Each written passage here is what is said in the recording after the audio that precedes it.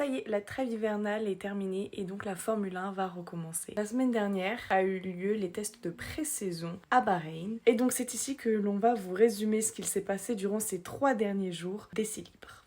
On commence donc par la journée du mercredi. Toutes les écuries ont pas mal roulé à part Red Bull dans la matinée et Aston Martin dû à des problèmes techniques ou mécaniques. En ce qui concerne le rookie Arvid Lindblad, chez maintenant Racing Bull, il a eu quelques légers soucis en début de matinée, notamment à cause d'une voiture anormalement lente, mais il est vite reparti et semble plutôt bien s'acclimater à son nouvel environnement. Pour ce qui est de l'après-midi, celle-ci fut légèrement interrompue par un drapeau rouge causé par le pilote canadien de chez Aston Martin, Lance Stroll. Mais ce n'est pas dû à une erreur de conduite, mais plutôt à une erreur mécanique de la voiture. De manière globale, il y a eu beaucoup de blocages de roues d'approximativement tous les pilotes. Enfin, pour terminer cette journée du mercredi, c'est George Russell qui a conclu le plus de tours avec un total de 76 tours, mais aussi le meilleur tour en 1 minute 33 et 459 dixièmes en pneu médium. Pour la journée de jeudi, nous avons pu voir Ferrari apporter un nouvel aileron qui pivote sur lui-même. Une innovation que nous n'avons jamais vue auparavant en Formule 1. La matinée a été dominée par Lando Norris. La séance a connu une interruption